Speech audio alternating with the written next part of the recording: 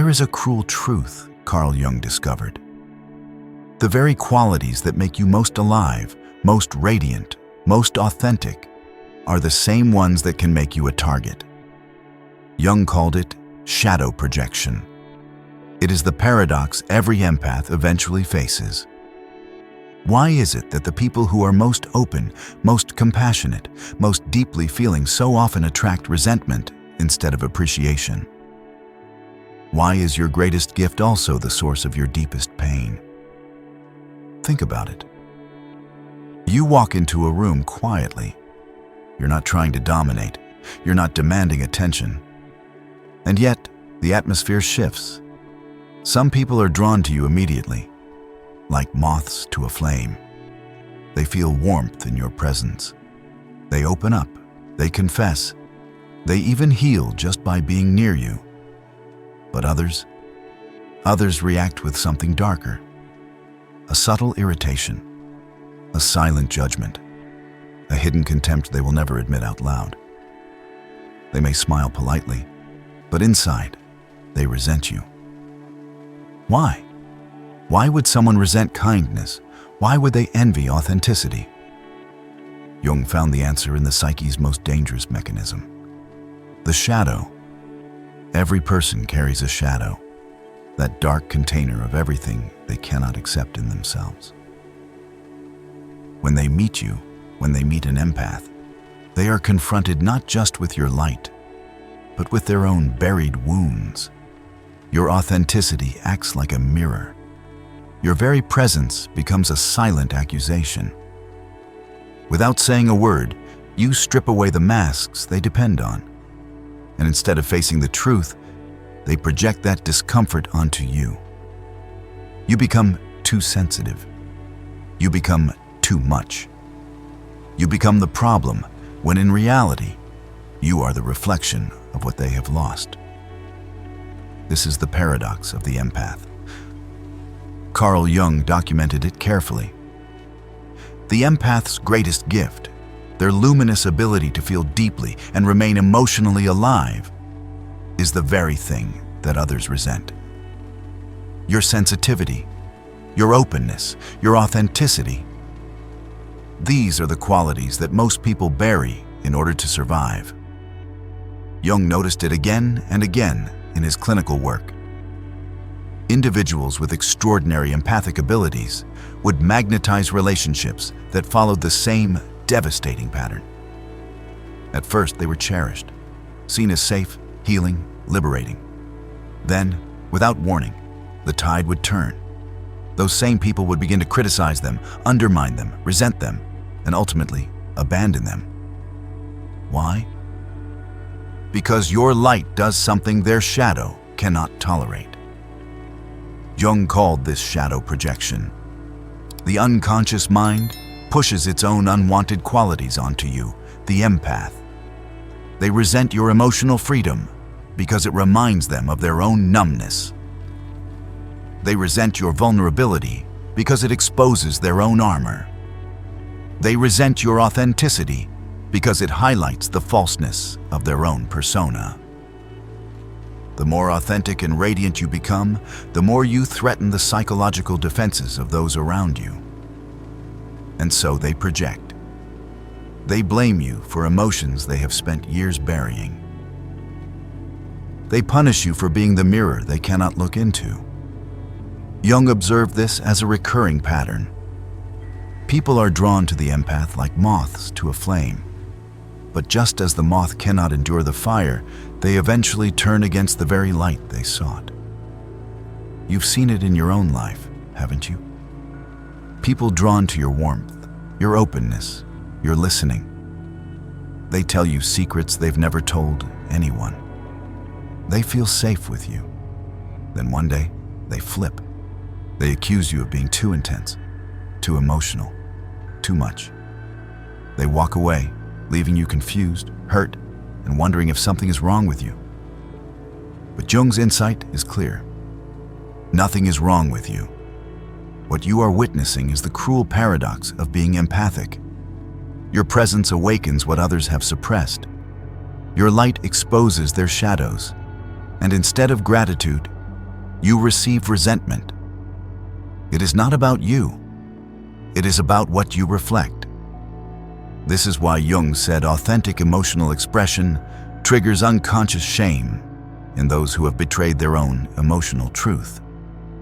Your empathy is not too much. Others are too numb. And until you understand this paradox, you will keep internalizing the hostility you attract. You will keep thinking their resentment means you are broken, when in reality, their resentment proves you are still whole. The empath's paradox is this: the brighter your light, the darker the shadows you call forth. The more you heal, the more you threaten. The more you remain real, the more others feel exposed.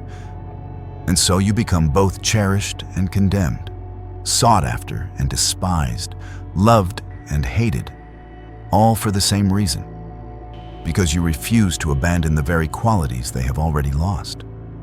Why do people resent empaths? Why would anyone look at kindness, openness, and authenticity and feel hostility instead of gratitude? Jung's answer was devastating in its simplicity. Authenticity exposes falseness. Sensitivity reveals numbness. Innocence confronts corruption. This is the innocence punishment dynamic Jung described. People who have lost their own emotional innocence, whether through trauma, betrayal, or social conditioning, unconsciously punish those who still carry it. The empath's light doesn't just illuminate a room. It illuminates the loss others feel but cannot admit. They do not hate you. They hate the part of themselves they have killed. They punish you for keeping alive what they have buried. Think of the wounded healer archetype. Jung observed that empaths often carry deep sensitivity not because life spared them, but because they have suffered. Your ability to feel so deeply is born of scars, not naivety. Your light was forged in darkness. Others sense this unconsciously. They know you hold a key to transformation. But instead of learning from you, many will try to siphon your energy, drain your spirit, or dim your radiance. They want your healing, but they resent the reminder of their wounds. This is why the same people who once clung to you for safety later accuse you of being too sensitive. It is projection. It is shadow at work. When they call you too much, what they really mean is that your authenticity makes their numbness unbearable. When they tell you to toughen up, what they reveal is their own trauma, their own surrender to emotional death. Jung wrote, "Authentic emotional expression triggers unconscious shame in those who have betrayed their own emotional truth." This is the root of resentment. It is not your tears, your laughter, your intensity that offends them. It is what those emotions expose in them. Imagine a mirror. When you stand in front of someone as an empath, you don't just reflect their surface image. You reflect the hidden self and the sensitivity they lost, the tenderness they suppressed, the dreams they abandoned. And staring into that mirror is unbearable. It feels like a silent accusation, as though your very existence whispers, you are not living your truth. And so they attack the mirror. They attack you. But the truth is, the mirror is not responsible for the image it reflects. This is why Jung described the empath's presence as both magnetic and threatening. You draw people in because unconsciously they long for the qualities you embody. But once they get close, their shadow resists. The warmth feels good, but the illumination feels unbearable. They want the fire without the light. They want the comfort without the truth. But you cannot separate them. Your empathy comes as a whole, warmth and illumination together. And so the cycle begins. They admire you. They confess to you. They feel healed by you. Then slowly, their admiration curdles into envy. Their gratitude turns into criticism. Their reliance becomes resentment. Eventually, they leave, but not before wounding you with words like, "You're too emotional. You take things too seriously. You're too much." Have you heard those words? Have you felt that sting? If you have, Jung would tell you this: those words were never about you. They were the echoes of someone else's shame. The tragedy is that many empaths internalize this resentment. They begin to believe it. They start to think, maybe I am too much. Maybe my feelings are wrong. Maybe my sensitivity is a flaw. And in that moment, the innocence-punishment dynamic reaches its cruelest point. The empath begins to punish themselves the way others punish them. They become their own emotional assassin. This is why Jung insisted that the resentment you attract is not a verdict against you. It is a signal of your authenticity. The criticism you face is evidence of your light. Their hostility is proof of what you awaken in them. The world will always mock what it secretly envies. It will always attack what it secretly needs. And so when people resent your empathy, remember, they are not rejecting you. They are rejecting their own abandoned emotional truth. The problem was never that you are too much. The problem is that they have become too little. Jung didn't just describe the resentment empaths attract in vague terms. He documented the exact ways it shows up in real relationships. 4 recurring patterns. 4 unconscious attack strategies that people use against empaths without even knowing why. The first is the emotional critic, what I call the feeling police. These are the people who target your emotional responses directly. They tell you you're too sensitive, too dramatic, too reactive. They try to police what you feel, as if emotions themselves are wrong. Jung noted that these individuals have suppressed their own emotions so completely that authentic feeling makes them uncomfortable. Your tears, your laughter, your intensity, it all reminds them of what they've lost. And so they criticize you, not to help you, but to silence the shame they feel inside. Have you ever been told, "Stop overreacting? You're too emotional"? That is not feedback. That is projection. The second is the authenticity attacker, what I call the performance police. These are people who resent you for being real because they've built their entire identity around masks.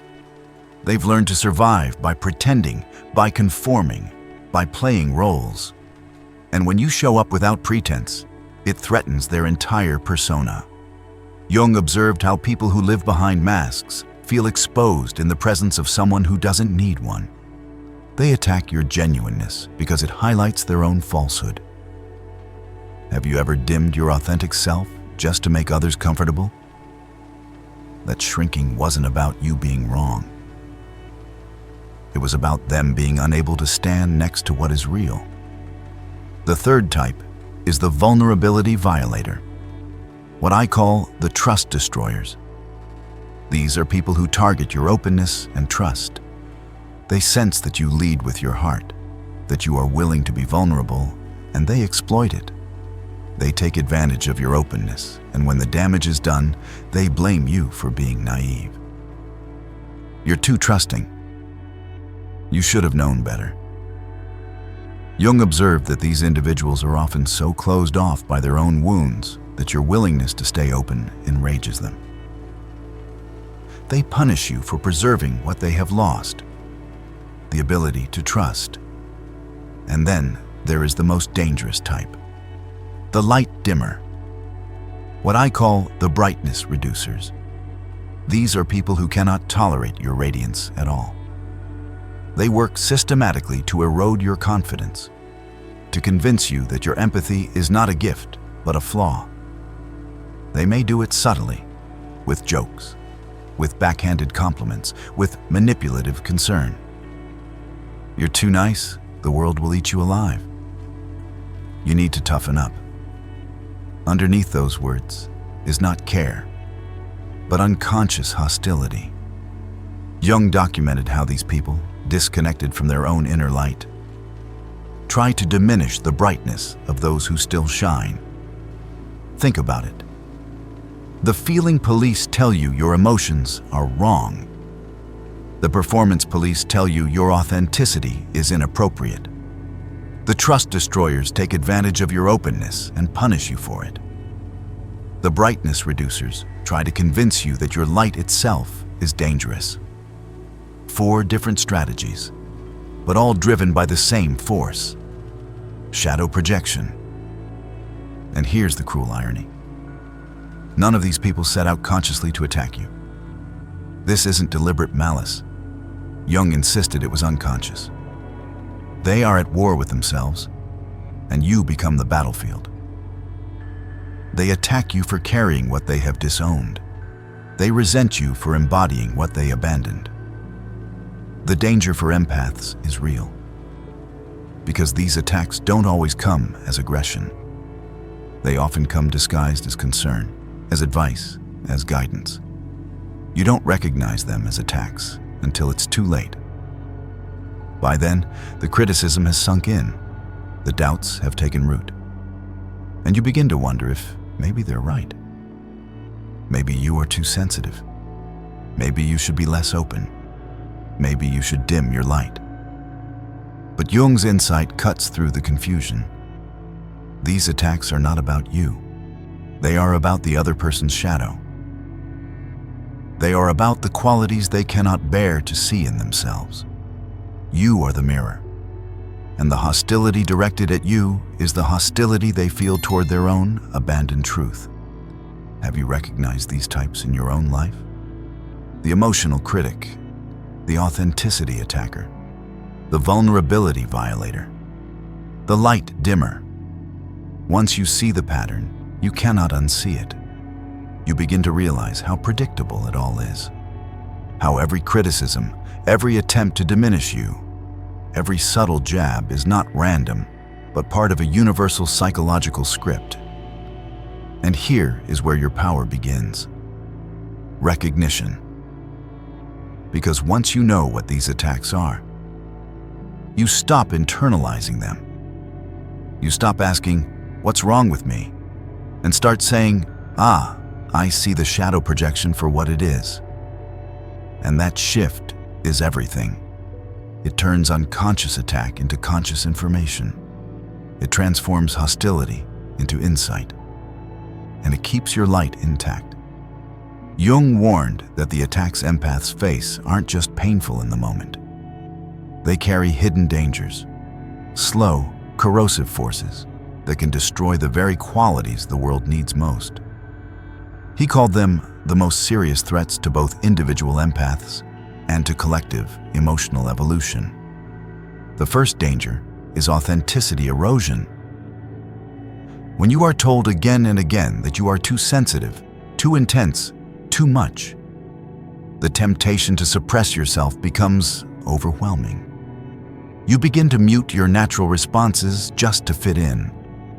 You start to second-guess your emotions. You hesitate before speaking. You hide your tears. And slowly, your authenticity erodes. Jung wrote, "The empath who abandons their authenticity to gain acceptance loses the very quality that made them valuable." Think about that. The very gift you bring to the world, your raw, unfiltered capacity to feel, is slowly extinguished, not because you lost it naturally, but because you sacrificed it to survive. Jung called this the dimming epidemic, a silent pandemic of light being hidden, of sensitivity being suppressed, of aliveness being abandoned just to appease a world addicted to numbness. The second danger is psychological self-betrayal. Jung saw it again and again. Empaths internalize the criticism they receive. They begin to believe the accusations. They attack their own emotional nature with the same violence others directed toward them. You stop needing enemies because you become your own. You tell yourself you're too much. You shame yourself for feeling deeply. You punish yourself for caring. Jung described this as the greatest tragedy of all, the empath becoming their own emotional assassin. The third danger is collective emotional stagnation. Jung was clear. Empaths aren't just individuals with unusual sensitivity. They are emotional pioneers. They are the ones capable of modeling what healthy emotional expression looks like. They are the ones carrying the flame of authenticity into a world that has forgotten how to feel. But when empaths suppress their light, the entire culture suffers. Jung called it emotional evolution arrest. Humanity's emotional growth halts because those most capable of leading it hide their gifts in fear of attack. So the danger is not just personal, it is collective. Every empath who dims their light doesn't just betray themselves. They delay the evolution of human consciousness. This is why Jung insisted on something vital. Empaths must not only survive, they must preserve their gifts. He called it the authentic self-preservation protocol. The first phase is recognition and validation. You must learn to see criticism for what it is: shadow projection. When someone calls you too sensitive, too emotional, too intense, you must understand, this isn't personal. It is their self-hatred being reflected back at them. Jung instructed empaths to interpret hostility as information about the critic's psychological state, not as accurate feedback about their own worth. This is projection immunity. It begins with a shift in perspective. The resentment I face isn't about me. It's about what I awaken in them. The second phase is boundary crystallization. Empaths are naturally porous. They absorb what others project. But Jung taught that you must learn energetic boundaries, the ability to maintain your authenticity without absorbing someone else's shadow. This doesn't mean hardening. It doesn't mean closing off. Jung called it psychological discernment, the skill of distinguishing between genuine feedback that helps individuation and projection-based attacks designed to dim you. Boundaries are not walls. They are filters. They allow love in, but keep projection out. Comment if you're ready to protect your empathic nature while serving those who can truly receive it. I choose conscious empathy over unconscious absorption. The third phase is selective engagement. Jung emphasized conscious relationship choices. You cannot share your light with everyone. Some will resent it no matter what. Some will drain you no matter how much you give. Selective engagement means connecting deeply with those who appreciate authenticity and keeping distance from those who attack it. It means finding what Jung called vibrational sanctuary, relationships where your light is celebrated, not criticized. It means building community with those who recognize empathy as strength, not weakness. Recognition, boundaries, selective engagement. 3 steps, simple in theory, but profound in practice. Together, they form a shield, a way for empaths to stay luminous without being destroyed by projection. A way to keep the flame alive, not just for themselves, but for the world. Jung understood the stakes. The suppression of empathic individuals represents humanity's unconscious rejection of its own emotional potential. That is why your light matters. That is why your protection is essential. The world does not need you to dim. The world needs you to preserve. Jung's insights didn't remain confined to the clinic. He looked to history, to art, to spirituality, to see how empaths across time either protected their light or were destroyed by the world's resentment. 3 cases stand out. The first is Saint Francis of Assisi. Francis embodied what Jung called authentic integration. He maintained radical empathy and emotional openness in a world that often preferred suppression. He was criticized by religious authorities who had turned faith into a purely intellectual exercise. They saw his compassion as naive, his emotional intensity as dangerous. Yet Francis never dimmed his light. He remained tender. He remained real. Jung noted that Francis succeeded because he recognized criticism for what it was, not a sign of his flaw, but evidence of his critic's poverty of spirit. Then there is Vincent van Gogh, a case of unprotected sensitivity. Van Gogh felt the world too deeply. His letters reveal his agony at being criticized for being too intense, too emotional, too much. He turned that sensitivity into art of staggering genius. But he internalized the attacks. He began to believe the voices that said his empathy was weakness. Jung analyzed Van Gogh as a tragic figure, not because of his sensitivity, but because he lacked the psychological protection to preserve it. He possessed the empathic vision of genius, but he became his own emotional assassin. And then Jung himself. He was not just a theorist, he lived this paradox. In professional environments, his depth of psychological perception often threatened others who preferred surface-level answers. He faced resentment for seeing too much, for refusing to reduce the psyche to something neat and controlled. Jung documented his own choice: either dim his light for acceptance or preserve it and face isolation. He chose preservation. He realized protecting his empathic gifts served not only his own individuation, but the advancement of psychological understanding itself. Jung also looked to myth. Prometheus, who stole fire from the gods to give humanity light, was punished endlessly for his gift. Christ, embodying compassion and truth, crucified by those whose hearts could not bear his radiance. The archetype repeats. The bringer of light is always resented by those who fear illumination. The empath story is part of this eternal drama.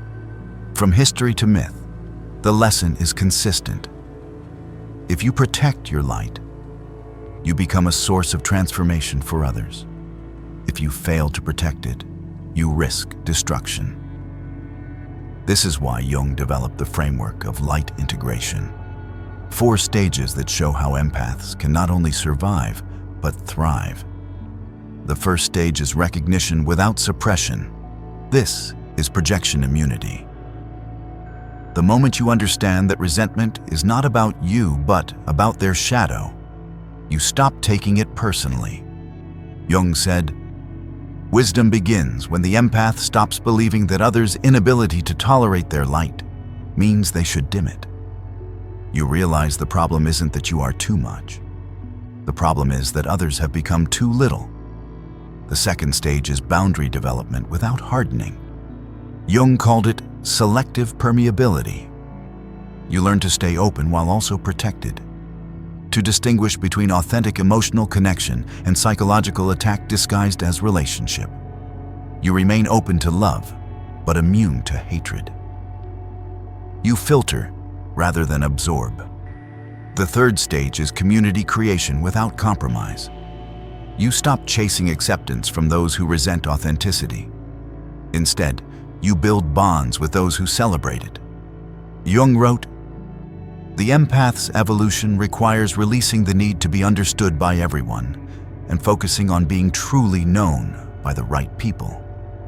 It's not about the quantity of acceptance, but the quality of connection.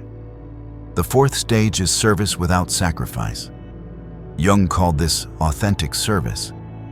You use your empathic gifts to help others without depleting yourself. You give from overflow, not exhaustion. You serve those who can receive, not those who resent. And in doing so, you create cultural healing. 4 stages: recognition, boundaries, community, service. Together, they transform the empath from victim of projection into sovereign bearer of light. They ensure that your gift is preserved, your authenticity is protected, and your energy is used where it truly matters. Jung's message is clear. Your light does not need to dim. Their capacity to receive must brighten. Jung was careful to point out that even when empaths understand projection and begin the path of integration, there are traps, pitfalls that can derail the journey. 4 in particular. The first is the revenge trap. Once you recognize how others have attacked your authenticity, it is tempting to turn the hostility back on them, to attack their numbness the way they attacked your aliveness. But Jung warned that this is learning the wrong lesson. Understanding projection does not justify projecting in return. When you attack others for their defenses, you become the very thing you once suffered from. The second is the superiority complex. Some empaths, armed with insight into shadow projection, begin to feel superior. They believe their sensitivity makes them wiser, purer, better. Jung called this enlightened arrogance. It may feel empowering in the moment, but it creates distance. It transforms the empath's gift into a weapon of hierarchy. The gift is meant for healing, not for status. The third is the isolation justification. Some empaths, weary from constant attacks, retreat entirely. They convince themselves that anyone who doesn't celebrate their light isn't worth engaging. They withdraw, not just from hostility, but from potential connection. Jung cautioned that isolation serves no one. True integration means staying authentic while remaining compassionately available to those ready to receive. The fourth is light dimming, the most dangerous pitfall of all. Even with full knowledge of projection, some empaths still choose to suppress their authenticity to avoid conflict. They know the theory, they understand the pattern, but emotionally, they remain afraid of resentment. Jung emphasized that intellectual insight alone cannot protect you. You must develop genuine inner strength. Otherwise, you still dim yourself, despite knowing better. These pitfalls are seductive. They feel like solutions: revenge, superiority, withdrawal, dimming. But each one is a form of betrayal. Each one moves you away from authentic light. The challenge is to walk the middle path, open but not porous, strong but not hardened, compassionate but not sacrificial, radiant but not arrogant. That is the path of true integration. And this is where Jung's vision expands beyond the individual. Because he saw empaths not only as people struggling to survive, but as carriers of something humanity desperately needs. He saw them as cultural healers. Jung understood empathy as more than a personality trait. It is a manifestation of what he called the feeling function, the capacity to stay connected to authentic emotional truth. In a culture dominated by repression and false personas, those who remain empathically alive become pioneers. They are proof that emotional death is not inevitable. Throughout history, Jung observed, empathic individuals served as bridges between humanity's emotional past and its emotional future. In times of collective numbness, they preserved emotional wisdom like keepers of a flame. When the world was ready, they modeled what healing looked like. Prometheus bringing fire, Francis living compassion, Van Gogh painting the depth of feeling. Each, in their own way, carried authenticity into a world that resisted it. This is why Jung described the empath as essential for collective evolution. If empaths hide their gifts, the world loses its pioneers. But if they preserve them, they become archetypes of the sage, figures who show that sensitivity and strength can coexist. Their light becomes medicine for a world trapped in shadow. Jung's words echo across time. We attack in others what we most need to reclaim within ourselves. When the world attacks empaths, It reveals its hunger for what they carry. The resentment directed at you is not proof that you are broken. It is proof that your authenticity matters. So the question is never whether others will resent your light. The question is whether you will protect it. Because when you do, you become more than just an individual surviving projection. You become part of humanity's emotional evolution. You become the living reminder that authenticity is possible, that empathy is not weakness, that the human heart can still feel. Your task is not to dim your light. Your task is to hold it high, to keep it burning, to carry it through the dark ages of emotional numbness until others are ready to see again. Jung believed this was the empath's highest calling, to be cultural healers, to keep the flame alive.